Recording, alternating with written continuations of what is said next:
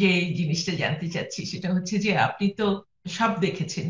আপনারা আন্দোলনের জন্য আপনার অনেকবার নির্যাতিত হয়েছে, আপনাদেরকে কারাগারে যেতে হয়েছে, এবং এই জীবনের প্রায় অনেকটা সময়ই কিন্তু আপনারা রাস্তায়, আন্দোলনে, রাজনীতিতে জনগণের অধিকার প্রতিষ্ঠার পেছনেই কাটিয়ে দিয়েছেন।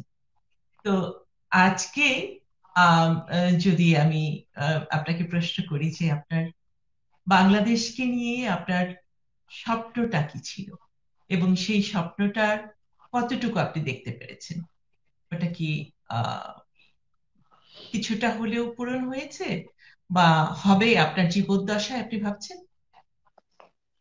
দেখেন, যখন আমি কিশোর ছিলাম বা যুবক ছিলাম তখন স্বপ্নগুলো সব রঙিন থাকে। এরকম বলে না যে দুপুর রোদের মধ্যেও রাস্তা দিয়ে হেঁটে গেলে মনে হয় যে কত চমৎকার দিন। তখন যেরকম করে ভাবতাম সেটা কল্পনা বিলাসের মতো, আমি ওগুলো ধরছিলাম।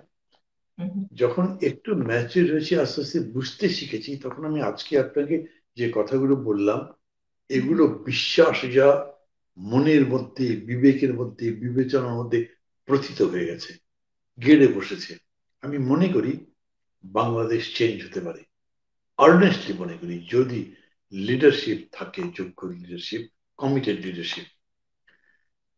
তো সেই অর্থে যদি আমি বিবেচনা করি আজকের আমার যে জ্ঞান, আমার যে উপলব্ধি, অভিজ্ঞতা, সেই আলোকে যদি আমি আবার গিয়ে এই অভিজ্ঞতা নিয়ে আমি যদি 70-71-এ দাঁড়াই, তখন আমার মনে হয় এই 50 বছরে আমরা অনেক দূর যেতে পারতাম, তা যেতে পারি।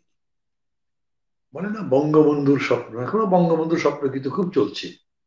কিন্তু বঙ্গবন্ধুর স্বপ্ন আমি জানতাম না কি, আপনি জানতেন নাকি, অথবা সেই স্বপ্ন সবার চোখের মধ্যে বুনে দেওয়া যায়নি, সোনার বাংলা হুম, গড়ব।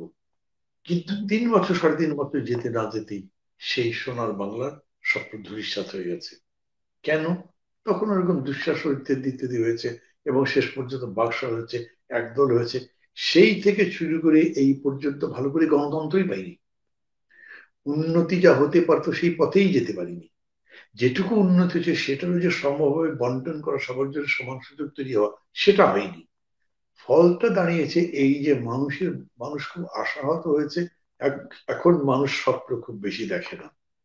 এখন যুবক কিশোররা বরঞ্চ একটু ম্যাচিউর করবার পরেই ভাবে যে কিভাবে আমরা বিদেশ চলে যেতে পারি, ইউরোপে, কানাডাতে, হুম, আমেরিকাতে, এবং ওই ফ্রিল্যান্সিং করে, অথবা ধরেন নেটে সার্চ করে কোথায় কি কি গেলে সুবিধা হয়।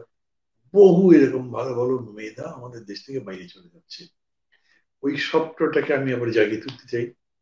সেই স্বপ্নটা আবার নতুন করে মানুষের চোখে ফোটাতে চাই, এবং ওই স্বপ্ন বাস্তবায়ন করতে চাই। আমি আশাহত নই, তবে আপনার প্রশ্নের জবাবে আমি এটা বলবো, আমার এই অভিজ্ঞতায় যদি সেদিন স্বপ্ন দেখতে পারতাম তাহলে এই ম্যাচে খুবই হতাশ হতাম। কিন্তু তখন দেখতে পারিনি, লড়াইটাই করেছি। চলতে চলতে যখন ঋদ্ধ হচ্ছি, যখন সমৃদ্ধ হচ্ছি, বুঝতে পারছি, তখন আমার মনে হচ্ছে যেন এই লড়াই করা ছাড়া এখান থেকে মুক্তি পাওয়া যাবে না। অতএব সেই পথে আছি। I am happy, satisfied.